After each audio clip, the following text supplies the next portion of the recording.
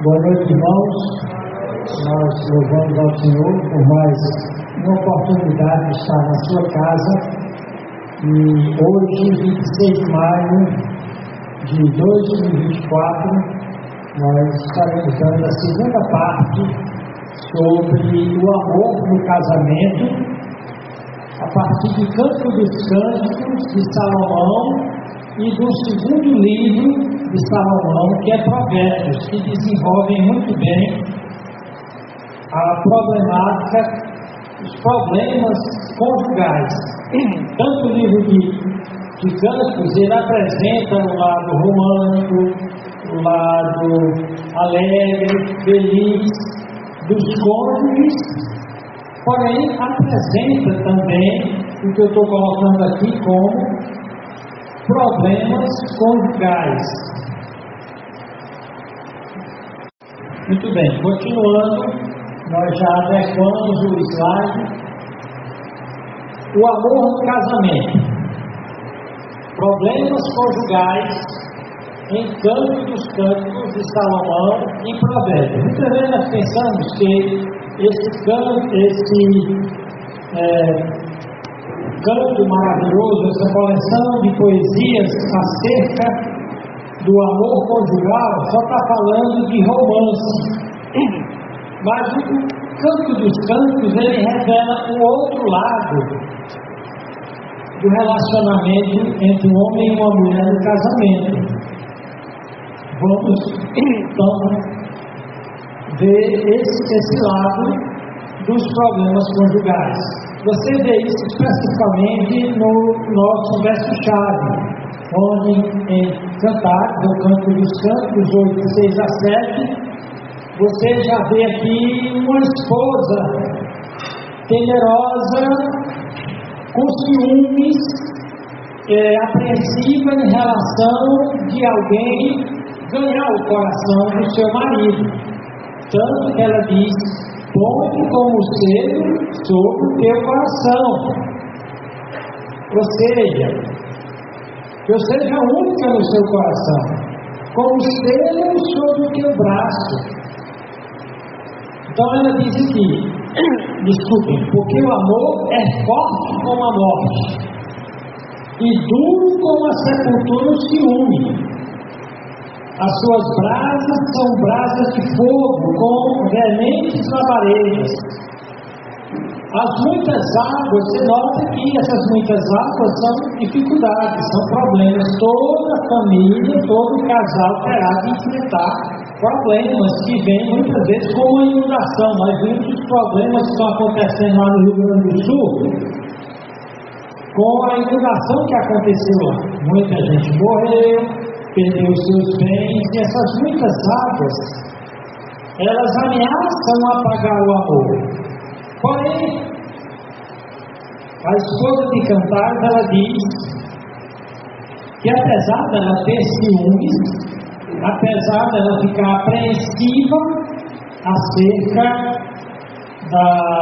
vamos dizer assim, das mulheres adultas que andam à caça do marido e das outras, ela diz aqui que as muitas águas não podem apagar esse amor, nem os rios afogá-lo, ainda que alguém desse todos os seus bens à sua casa pelo amor.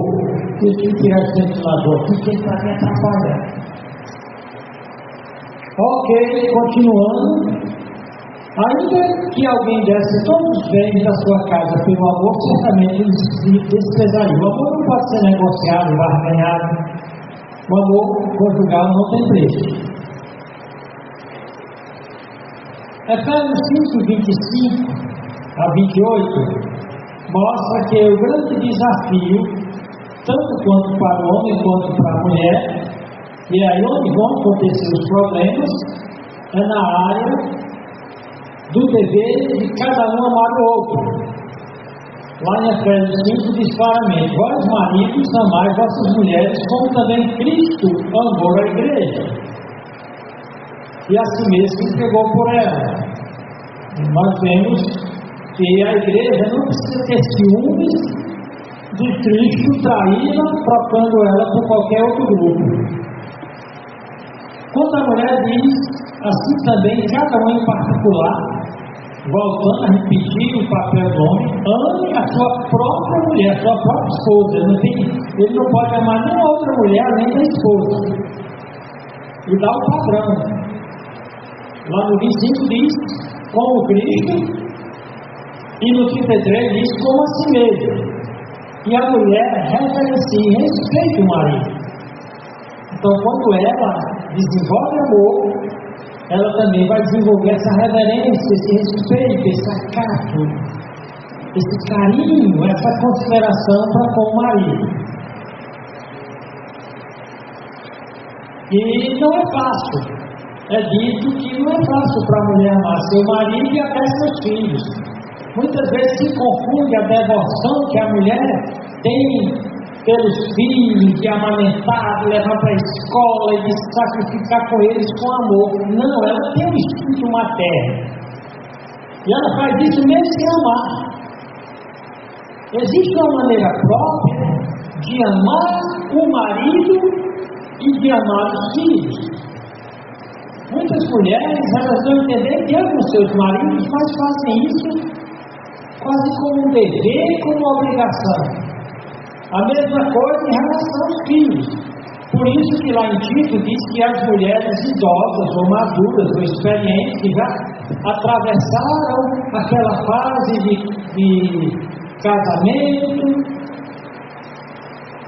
e de criação de filhos, diz as mulheres idosas ensinem as mulheres novas, essas mulheres que estão no início da jornada de casamento, a serem prudentes. Essa é uma palavra muito importante, que a pessoa prudente, ela é cautelosa, ela é cuidadosa, ela não se mete em confusão. E diz ela ser prudente. E o sinal de que ela é prudente é que ela ama seu marido e ama seus filhos. Mas elas precisam ser ensinadas. Aí é onde entra a palavra de Deus, a Bíblia e a experiência das mulheres cristãs maduras. Vamos orar. E nesse momento eu vou chamar o irmão Wilson para fazer uma oração por nossa mensagem. Orar pelos maridos e pelas mulheres. Irmão Wilson. Para que nós aprendamos a amar. Amor é um sentimento a ser aprendido, aliás, é uma realidade a ser aprendida. Amor é muito mais do que sentimento, é uma coisa que pode ser aprendida. Senhor Deus e Pai, eu te peço neste momento, Pai, que o Senhor, meu Deus, possa ensinar a cada um que está aqui, Pai, aos esposos e às mulheres, em que não conhecem o Teu amor, Senhor. Eu te peço, Senhor, em nome de Jesus, Pai, que o Senhor possa nos mostrar através dessa aula, nos ensinar, Pai, o que é o amor de verdade, como a gente tem que se portar, Senhor, no nosso casamento, Senhor. Eu te peço em nome de Jesus, Pai, nos mostra e abre os nossos olhos espirituais, Senhor, em relação a esta área, Senhor, para que a gente venha fazer da maneira certa, da maneira que o Senhor se agrada, Pai. Em nome de Jesus, amém. Amém. E que Deus responda a oração do irmão Wilson e que ele ame a irmã Lili como ninguém poderia amá-la nesse planeta. E que a Lili ame ele como ninguém poderia amá-la. Amém?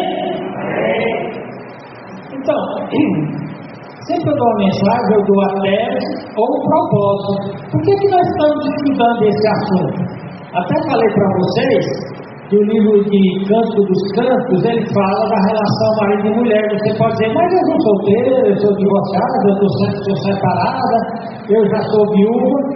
Nós vimos que o livro de Cantares, ele vai ensinar como amar, não só o próprio cônjuge, mas também a Deus.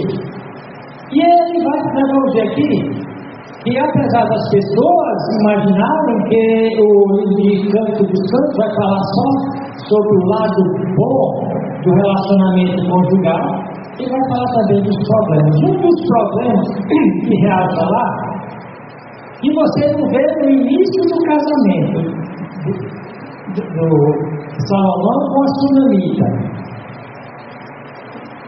No início do casamento, ele é muito cuidadoso, muito zeloso e tem uma aproximação cautelosa, preparatória, ele faz as preliminares, convencendo a sua esposa que de fato a ama e de como ela é importante. Porém, sabe qual é um dos problemas? Depois de algum tempo, o casal esquece de preparar-se para o encontro conjugal. É dito que se o homem quer um encontro, uma festa com a esposa, ele tem que começar a preparar uns 2 dias antes. E a esposa também se preparando. Então qual é o problema aí de muitos casamentos? Sexo apressado, casual e desatento.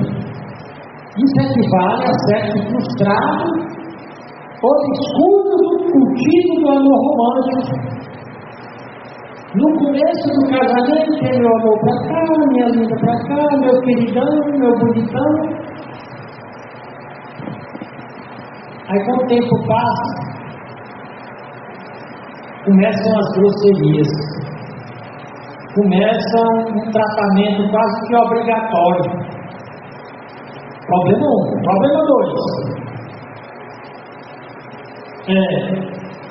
Eu até já falei, o sexo bíblico, aliás, o sexo ocasional, sem entrega, sem romance e sem paixão, tem feito muitos casamentos naufragarem. Não é que o sexo deve se segurar baseado no romance. Aliás, o casamento deve ser baseado apenas em amor romântico, que é um amor frágil. Inclusive, esse livro aqui, Casamento Sagrado, de Miguel Thomas, é um casamento, aliás, é um livro fantástico sobre o casamento.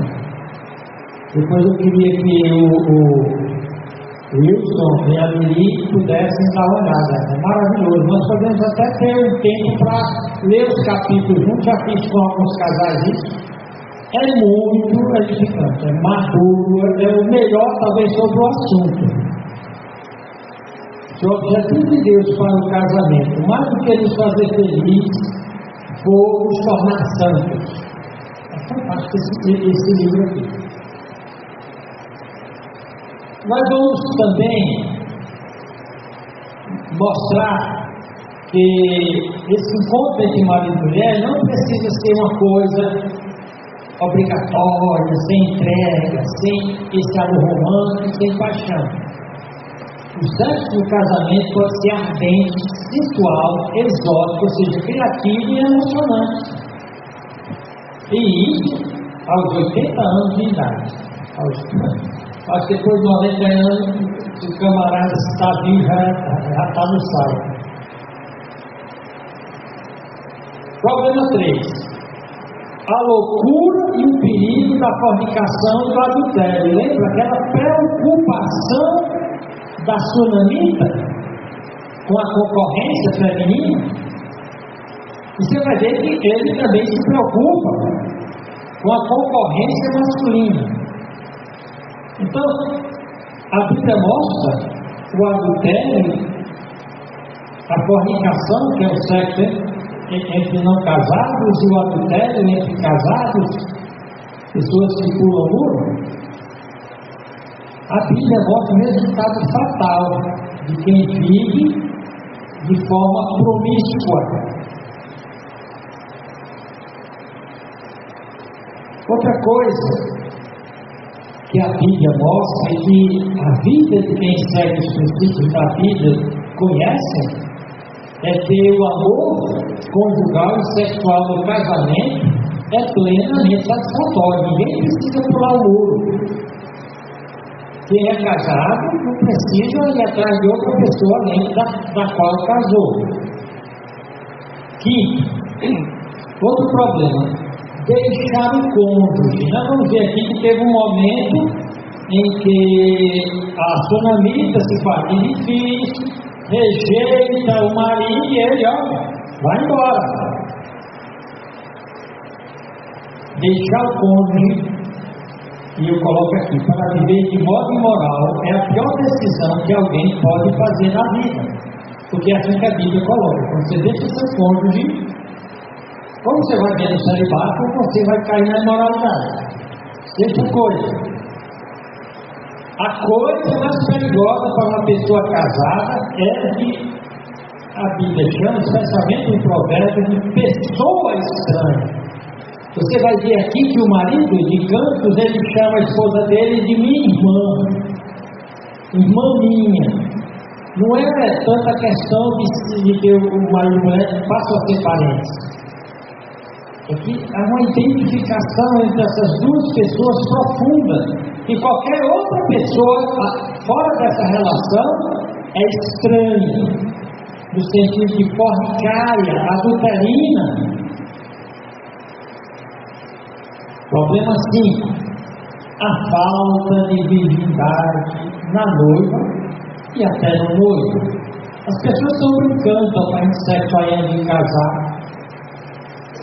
A virgindade e pureza da noiva são exaltadas pelo noivo e inspiram confiança. É dito que as sementes do divórcio são plantadas com o sexo pré-marital. Depois do sexo pré-marital, o homem não confia mais na mulher. Se ela fez antes de casar comigo, ela faz com o outro depois de casar. Viu? E a mulher do mesmo jeito. Isso pode ser vencido? Pode.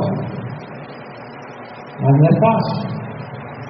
E nós vamos, a dar tempo, que tem muita coisa aqui, concluir com as 4 dimensões do amor, com ênfase no amor divino, ágape. Então, introduzindo, fazendo uma breve recapitulação.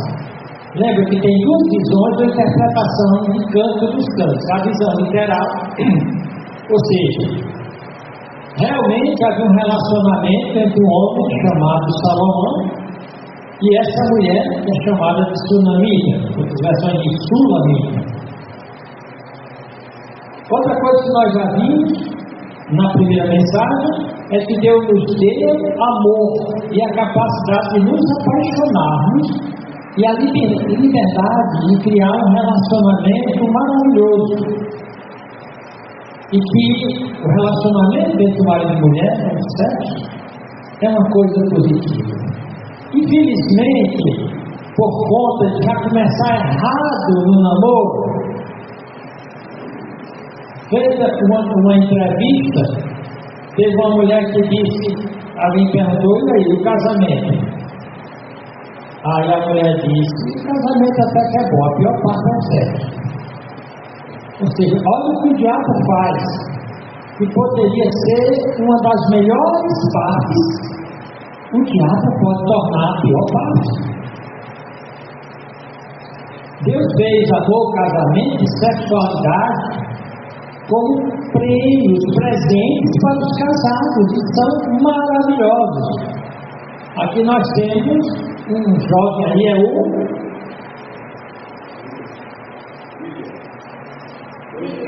o William. Então, William, uma lição para você. Só escolha uma esposa, aquela que está pronta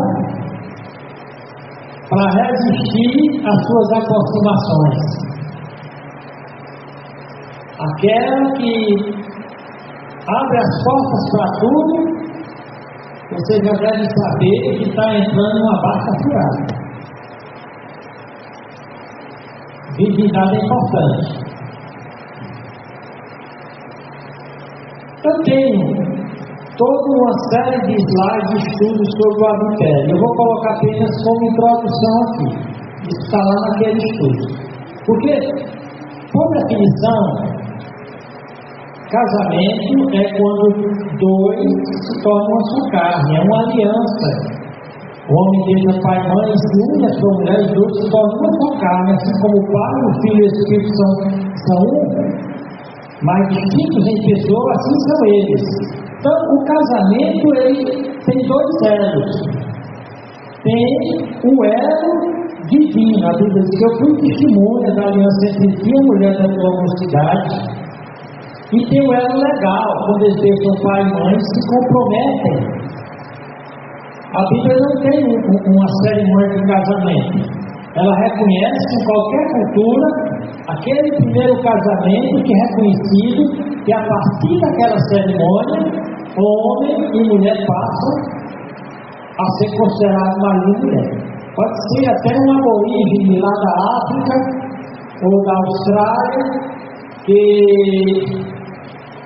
eles inventaram uma forma para reconhecer que uma mulher e um homem são casados. A mulher sai da sua casa e o homem sai da casa do seu pai e o homem sai da casa da sua mãe, e os dois chamam testemunhas, o pai testemunhas, pessoas que podem reconhecer, conforme aquela cultura, um casamento, e dão um copo d'água para cada um, ou então dão um só copo com água, e cada um bebe a metade daquele copo. E a partir dali eles vão ser reconhecidos como casados. Estão casados. Tem cultura que não tem cartório. Mas toda cultura tem uma cerimônia original, primária, que reconhece o casamento. Na nossa cultura ocidental, brasileira, só é reconhecido casado quando vai lá no cartório, não é nem na igreja. A igreja abençoa a união legal. Então, eles estão vinculados legalmente pelo elo legal e pelo elo divino. É como a Bíblia diz, Cristo diz, o que Deus uniu, o homem não separa. Deus, marido e esposa estão unidos. O marido foi unido à esposa, a esposa ao marido. É o que Cristo diz lá em Gênesis, Cristo repetiu: deixará o pai e mãe se unirá, se colará a sua esposa. E então Cristo diz: não são mais dois, mas uma só carne. Portanto, que Deus uniu, não separe o homem. Ele está dizendo que ele gosta de funciona. O que Deus uniu, o homem não tem como separar. Você vê aí Deus, marido e esposa, são três elos. Cantares vai chamar isso de um cordão de três dobras. Assim como na Trindade tem três deuses, uma pessoa, no casamento são duas pessoas, mas uma só carne. A Trindade é a maior força do universo porque é uma união de três. E no casamento também é uma união de três. É o marido, a esposa e Deus. É o que Eclesiastes 4:12 diz: um cordão de três dobras não pode ser quebrado. Por isso que a união, o vínculo entre homem e mulher é tão importante, que diz que a união entre Cristo e a igreja é semelhante à união entre marido e Cristo. Assim como a união entre Cristo e a igreja é indissoluta, não pode ser quebrada, assim a de marido e mulher também não pode ser quebrada. Então você nota aí que o mundo não leva isso a sério. Nem as igrejas evangélicas. As igrejas evangélicas estão cheias de divorciados e divorciadas. Tem até pastor divorciado que a Bíblia diz que o pastor só pode ser esposo de uma só mulher viva. Então, quem é divorciado não pode ser pastor. Especialmente recasado não pode ser pastor. Porque tem duas mulheres vivas. A primeira, que é reconhecida por Deus, e a segunda, que é reconhecida pelos homens, embora não seja reconhecida por Deus. Então não poderia ser pastor. Mas o pessoal não está mais prestando atenção no que a Bíblia diz, né? Então o casamento bíblico é um projeto de Deus. O casal está unido por um elo que só pode, é um elo tão forte que só pode ser quebrado com a morte. Só que Esse é o plano de Deus, o diabo faz outros. O plano de Deus é um casamento heterossexual que é natural. A Bíblia fala de o plano do diabo, que são uniões impossíveis, contrárias à natureza. A Bíblia fala dessas uniões contrárias à natureza.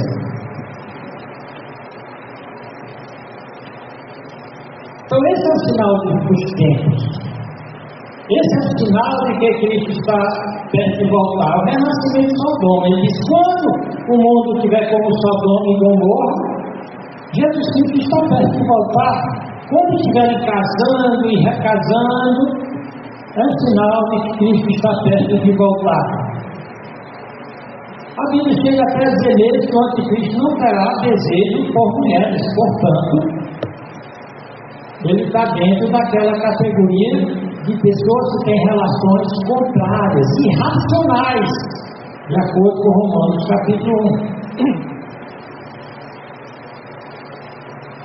Eu vou passar alguns slides rapidamente ainda, porque outro perigo fatal para o casamento, que nós vemos dentro de Cantares, e principalmente em Provérbios, é o adultério. Eu vou citar aqui a revista Veja, que ela vai falar de traição e culpa, quase como se fosse coisa natural. Os ímpios zombam do mandamento de Deus, especialmente desse que não adulterarás. Na época que eu fiz esse estudo sobre o adultério, uns 10 a 15 anos atrás, lá saiu um filme de Jorge Fernando, que o título era Sexo, Amor e Traição. Vai ser bom para você também. Essa é a visão dos ímpios. A revista Veja, 1934, de 2002, então esse estudo próximo a isso aí, lá dizia: traição, relações cada vez mais perigosas. O fenômeno é difícil de mensurar ou medir, mas especialistas captam o sinal de que as brasileiras estão mais infiéis. Entre os homens, a novidade é que eles começam a se sentir culpados.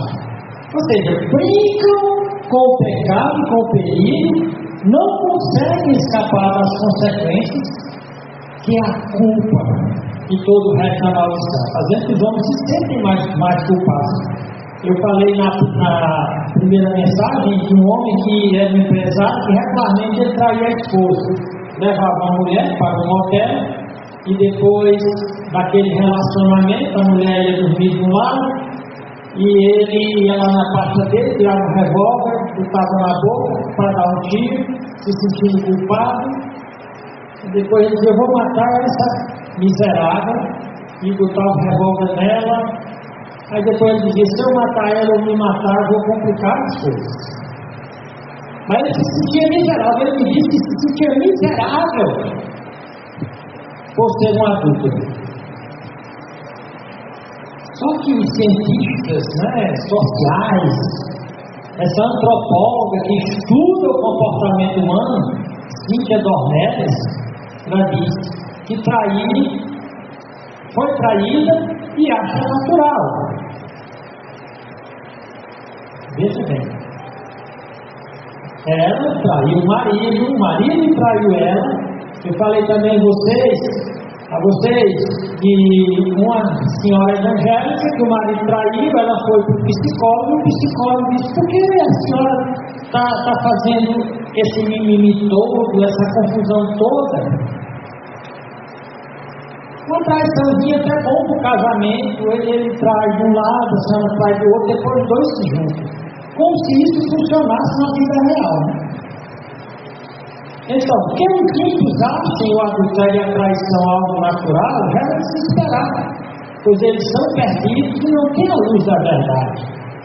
O que é extremamente lamentável é quando as pessoas se dizem cristãs e mostram a mesma mentalidade dos descrentes. A Bíblia diz que o adultério é um pecado gravíssimo, que contamina tanto o corpo como a alma de um modo difícil de escapar.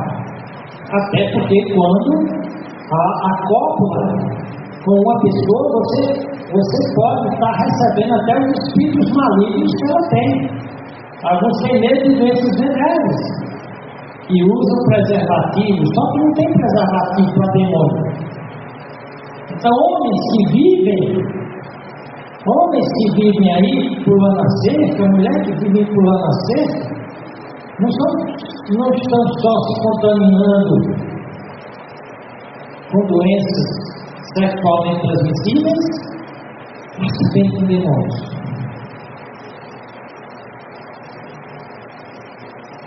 Deus diz simplesmente: não adulterarás. E você pergunta por quê? E a Bíblia responde: porque o adultério, a Bíblia chama de loucura e burrice. Porque o adultério vai findar com a destruição da alma, como diz em Provérbios 6,32. Assim que adultera com uma mulher, é falta de entendimento, é burro. Você está adulterando, significa que ele tem uma mulher.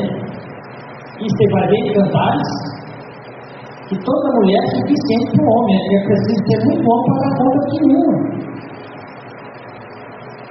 É burro. Por quê?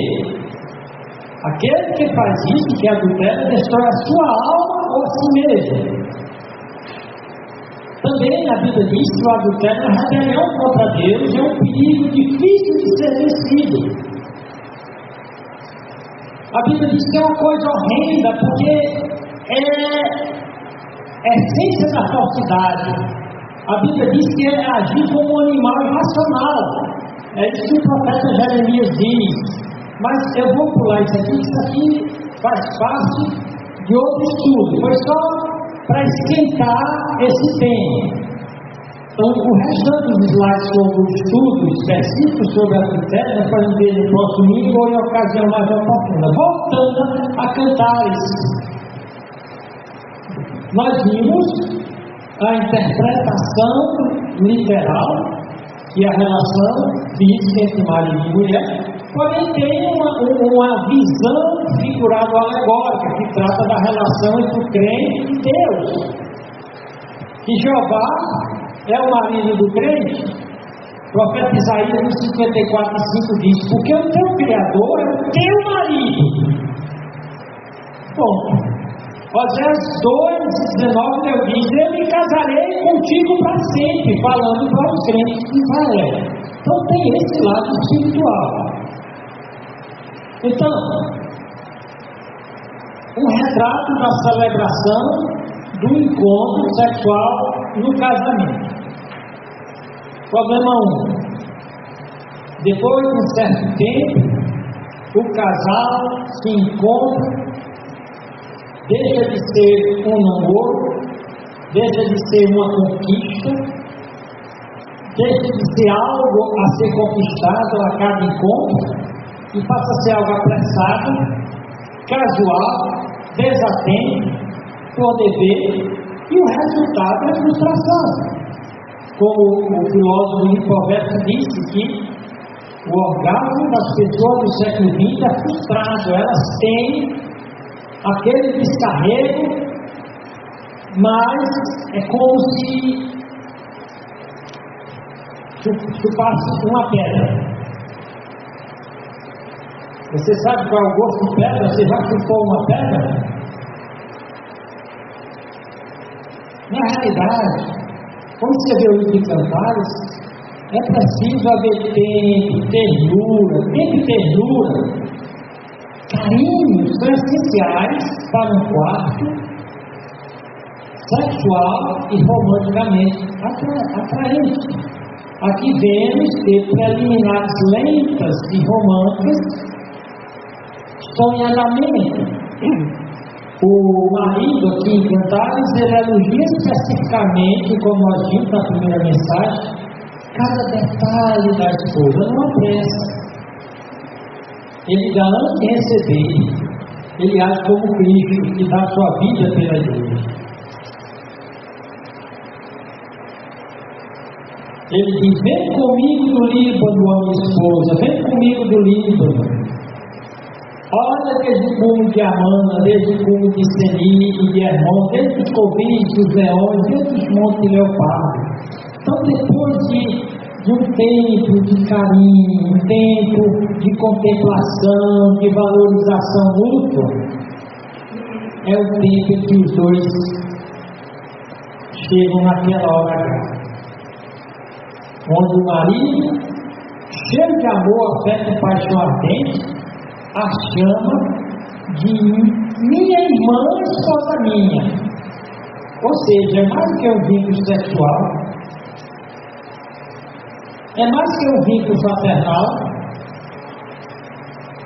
mas mostra que a relação que ele tem com ela, olha o que ele diz aqui: elevaste-me o coração, minha irmã, minha esposa, elevaste-me o coração com um dos teus olhares, com o colar do teu pescoço. Que belos são os teus amores, amores no plural, ou seja, a oportunidade, criatividade e diversidade é grande. E ele volta a repetir: minha esposa, minha irmã, esposa minha. Ou seja, não é uma mulher estranha, não é uma adúltera, não é outra mulher, não é aquela outra mulher que depois que ocorre um encontro, o cara fica com vontade de se matar. Então ele diz: quanto melhor o teu amor do teu vinho e o aroma dos teus ungüentos. Ou seja, houve toda uma preparação. É dito que algumas mulheres, depois de algum tempo, ela nem se prepara para encontrar com o marido. Mal toma banho, cheio de cebola, cheio de cozinha, e o coitado: eu mereço isso? Mas tem um infeliz que não tira a barba, não usa desodorante, não escova os dentes. Eu lembrei agora de um programa que tinha no passado, que uma expressão lá: duas caveiras que se amavam. Então, o marido que não se prepara, uma mulher que não se prepara, com duas caveiras se encontrando. É diferente daqui, olha. Que belos são os teus amores, minha irmã, esposa minha.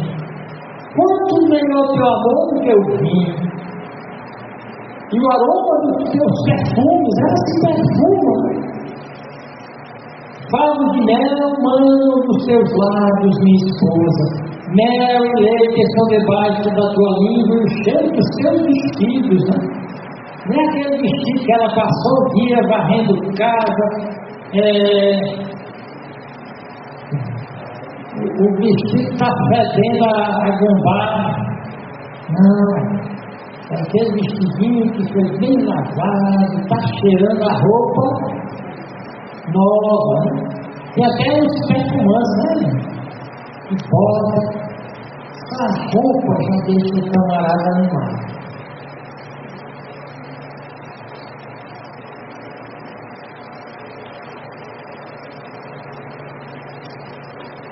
Então, problema 2.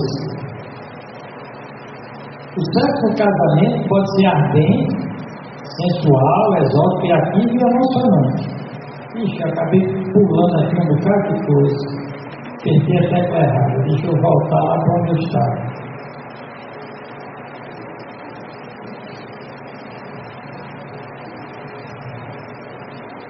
Então o que ele diz? O amor conjugal deve ser celebrado com alegria e vigor. É uma verdadeira celebração, uma verdadeira festa. Isso é melhor que o vinho. Ou seja, o nosso encontro é a coisa, eu prefiro a qualquer encontro. Tem marido que quando sai do emprego, ele não quer nem voltar para casa. Ele vai para o bar, ele vai jogar carta, ele vai atrás de encontrar uma aventura sexual com outra. Mas por que essa vergonha? Mas isso é a culpa dos dois.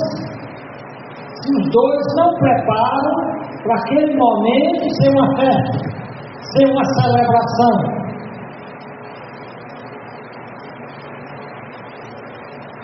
Aqui nós vemos, quando ele diz, elevaste o meu coração.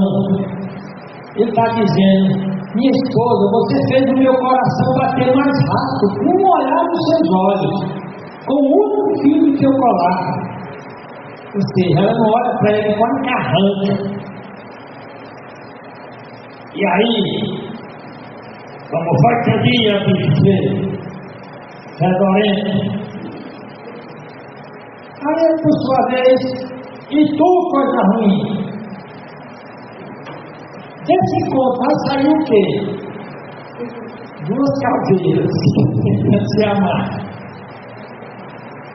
Mas aqui não, ele diz, minha irmã, olha, você veio bater no meu coração, você me enlouquece, você me deixa doido. Não tem como a mulher fazer isso? Tem. Bom, agora se concentrando nessa palavra irmã, ele diz, irmã minha, esposa minha, é uma expressão afetuosa do amor, que mostra-se mais do que uma coisa que eles são familiares, mostra que agora nós somos um, completude, é como se dissesse, você me completa, sem você eu não sou nada, você é muito importante, você é necessária para mim. É como aquela declaração de Adão, você é osso dos meus ossos, você é uma extensão de mim mesmo. Paulo diz isso, ele diz assim, devem os maridos amarem as suas próprias mulheres como a seus próprios corpos. Quem ama sua mulher, ama a si mesmo, porque nunca ninguém odiou a sua própria carne, ou seja, aquele casal vê o outro como uma extensão, um pedaço de si mesmo, pensando na seguinte forma, se eu fizer o mal a ele, eu estou fazendo a mim, se eu fizer o bem a ele, eu estou fazendo a mim. Então aqui no Cantares mostra, isso aqui é o verdadeiro remédio contra o adultério, quando o casal se esforça para fazer assim. O casal faz assim, as figuras da rua podem atacar o homem, não, eu tenho banquete de casa. Os miseráveis da rua, os sedutores da rua, você pensa que não tem?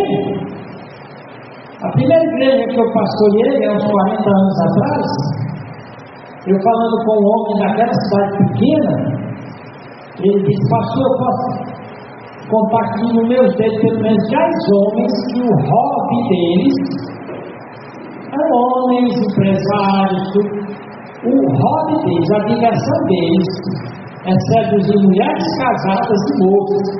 Prostituta, eles não estão mais nem interessados. Evangélicas, eles estão modernos, derrubaram o evangélico.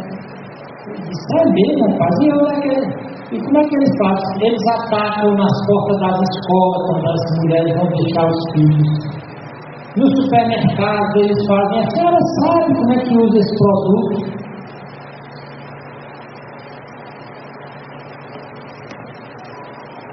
Então, problema 3, a loucura e o perigo da fornicação e do adultério. Esse parece ser o maior perigo para o casamento, tanto que a esposa de Cantares, que ama seu marido, cheia de ciúme, ela exige: põe como selo no teu coração, põe como selo no teu braço. Ou seja, não deixe nenhuma ciligata entrar no seu coração, nem de mim, nos seus pensamentos, nos seus olhos. E do mesmo jeito, o homem. Ela mostra, aqui, porém, em Cantos 4:9, mostra que o marido quer que a esposa seja um jardim selado, fechado, no qual só ele tem acesso.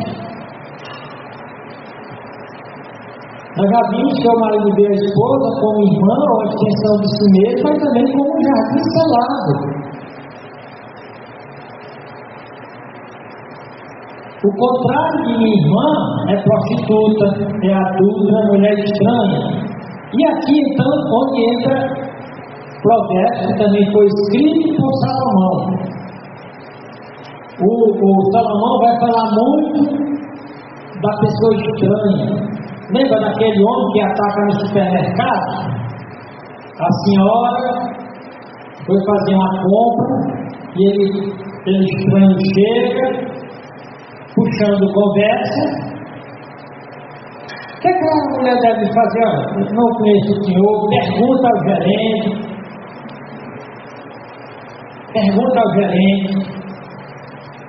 Mas se ela diz, o senhor não sabe como é que usa esse branqueador de roupa? Aí dali começa. Então, Provérbios, ele dá exemplo da imoralidade que destrói casamentos e destrói a existência da família, destruindo a existência da própria sociedade.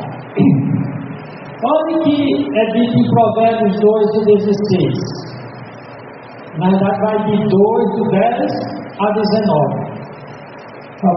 O Salomão diz: pois quando a sabedoria entrar no teu coração e o conhecimento for agradável à tua alma, lembra que se que adultério é burro, não tem sabedoria? Então a verdadeira sabedoria de uma pessoa, sabedoria e conhecimento na alma, é lutar por preservar o casamento e lutar contra a imoralidade que violenta o casamento. O empresário contrata uma secretária bonita e se tranca com ela dentro do escritório. Está querendo o quê? Qual é o resultado de gasolina e fogo perto? Incêndio, não é isso? Então, alguns empresários, ele coloca a secretária lá de fora, então ele coloca uma porta de vidro bem grande, o birô dela bem separado, e ainda bota uma farda onde ela se cobre. Eu lembro que no intervalo entre uma igreja e outra, eu tive que trabalhar em uma empresa, eu trabalhava, era responsável pelo setor de informática nessa igreja. E um dos problemas dessa empresa era que algumas funcionárias eram chamadas pelos homens de: olha, chegou pouca roupa. Pouca roupa, porque tem um filme Vestida para Matar, né? Elas chegavam vestidas para adulterar, para fornicar. E é como as mulheres saem de casa hoje, vestidas para provocar adultério. Então, o Salomão diz aqui que a sabedoria é preservar da imoralidade sexual. O versículo 11 ele diz: o discernimento, a capacidade de saber o que é certo e errado, que guardará a inteligência conservará. O sábio é guardado e conservado na bênção do casamento, porque não aceita as propostas indecentes para fornicar ou adulterar. No versículo 2 ele diz: para te afastar do mau caminho e do homem que fala coisas perversas. Ou seja, a pessoa sábia se afasta de conversas, novelas, vídeos e séries baseadas em fornicação e adultério. É triste. As novelas, especialmente na Globo, é só sobre alguém descornagem. É só ensinando como a mulher traiu o marido e se dá bem no final, como o marido trair a mulher. Aí está lá o crente assistindo a novela, torcendo para que o bonitão traia sua mulher com a sem vergonha lá da novela. E no final ele consegue ficar com a outra e deixar a mulher e está todo mundo feliz, batendo palmas. Então a pessoa sábia se afasta de conversas, novelas, vídeos e séries baseadas em fornicação e adultério. O versículo 3 ele diz: dos que deixam as veredas da retidão. Vereda é um caminho para andar pelos caminhos escusos, que é deixar o casamento e viver na imoralidade, na fornicação e adultério, é sair do caminho certo e reto e viver nos caminhos escuros, escusos e fatais da imoralidade. Então, o sábio, o Correleto, o pregador lá de Provérbios, ele mostra o adultério como um dos principais instrumentos de Satanás. Esse instrumento de Satanás é a sedução da prostituta, da adúltera, da mulher estranha, da estrangeira, da mulher imprópria, daquela que não é a sua irmã, esposa. É o contrário da que ele chama minha irmã. Olha o que ele diz no versículo 16: para se afastar, fica longe da mulher estranha, sim, da estranha que lisonjeia com palavras. Ela vai chegar para você, e aí, meu lindão, gostosão, bonitão, cheirosão.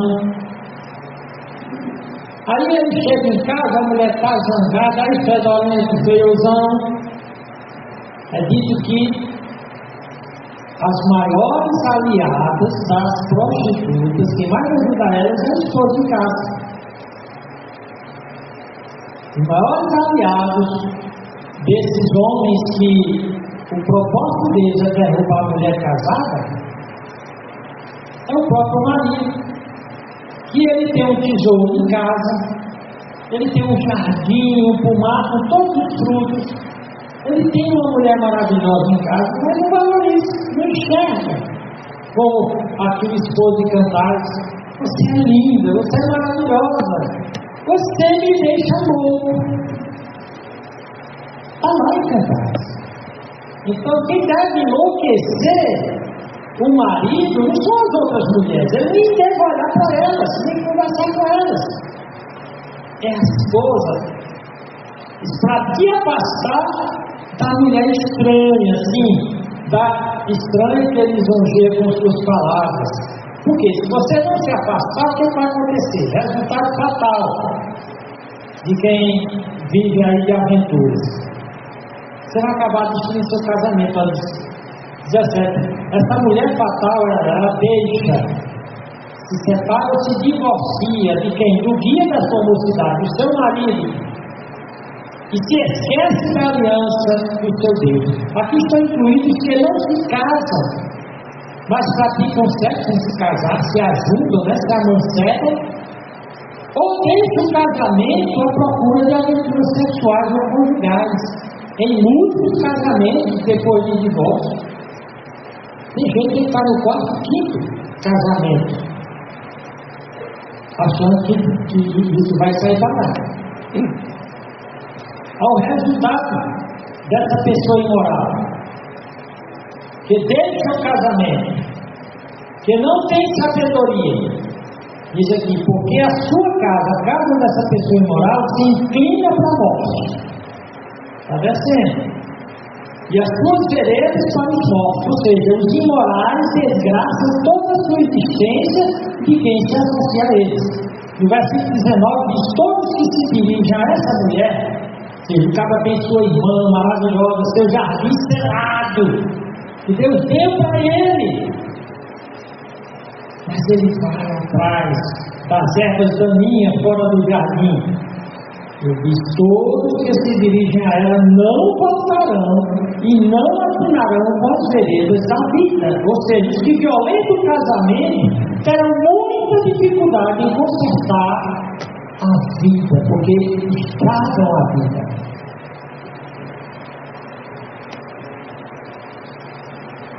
Em Provérbios 5 e 20, na verdade 15 a 21, mostra que o casamento, o amor conjugal e sexual do casamento é plenamente satisfatório. Não há necessidade de adultério. Olha o que Deus diz aqui em Provérbios 15, 5 e 15.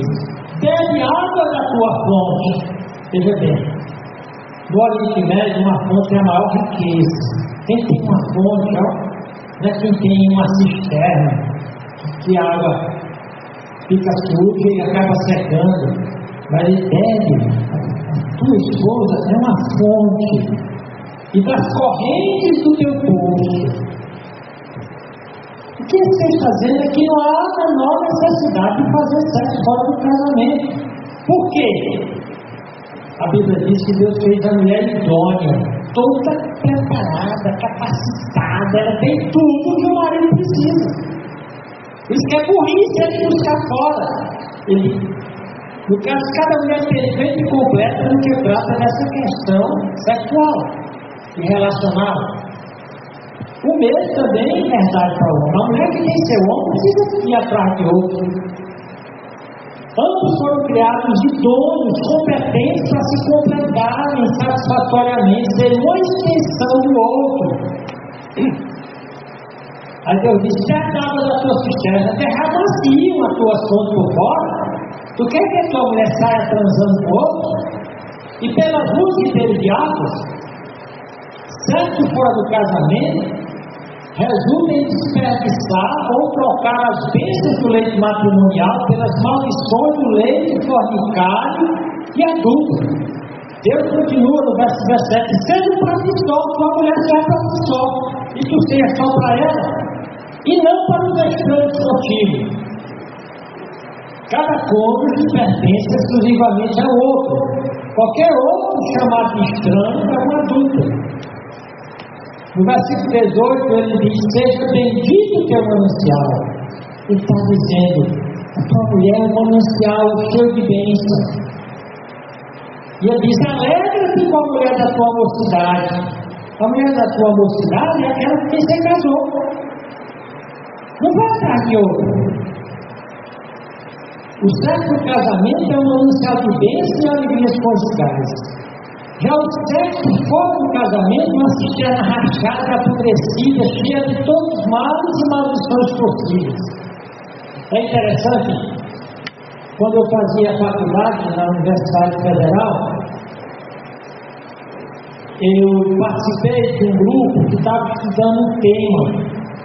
Uma reportagem que dizia que o divórcio é antiecológico, porque o divórcio,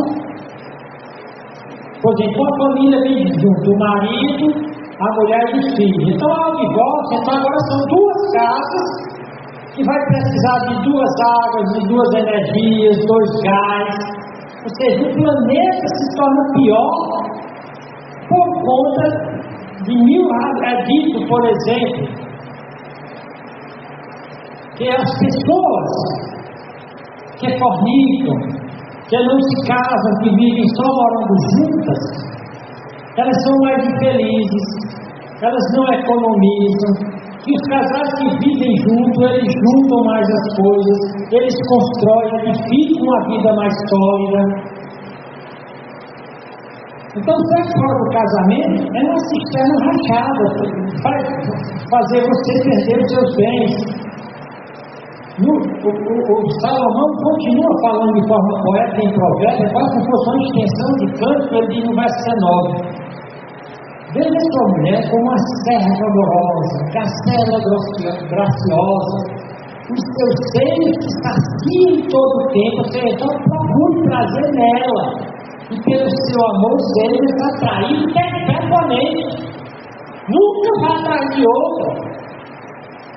Então, como é que a esposa deve ser vista no casamento? Aqui é mostrado como uma fonte suficiente, única, abundante, exclusiva de alegria e prazeres sexuais. No versículo 20 diz: e por que, filho meu, te deixarias atrair por outra mulher, essa estranha, que não é a tua irmã com quem você casou? E que aqui vai dizer claramente: que te abraçarias ao peito de uma estranha.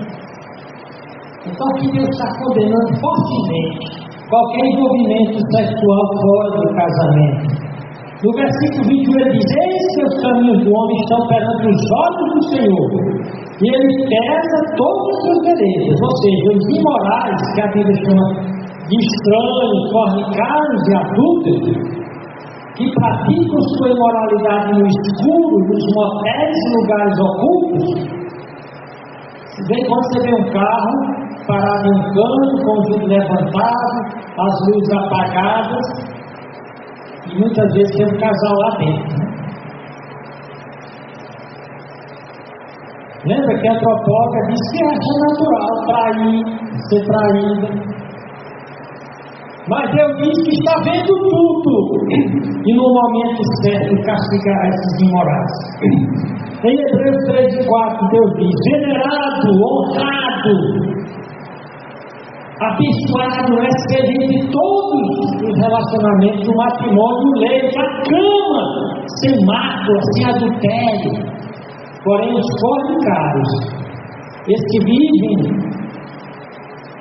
sem querer casar, e aos adultos, esses que vão atrás dos estranhos, Deus os julgará. O nosso tempo acabou.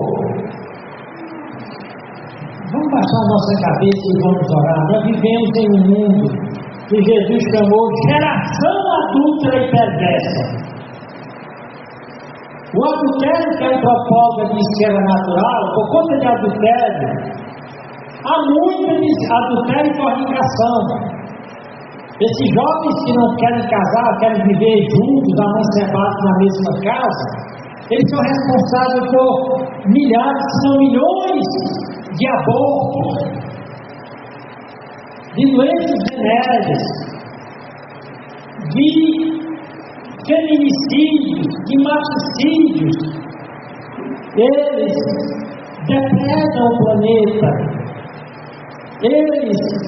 Esses camaradinhas que pegam a moça, usam 2, 3 anos, aí deixa pra lá, ela fica com uma coisa usada e abusada, dificilmente ela vai conseguir um bom casamento, e ele vai partir para outro. Olhe, para que nós, como crentes, procuremos ser puros. Se já casamos e o nosso casamento está errado no que foi ensinado aqui, que oremos a Deus para que nós possamos obedecer o que está dito aqui. Para você, como marido, olhar apenas para o seu manancial, beber apenas da água do seu manancial.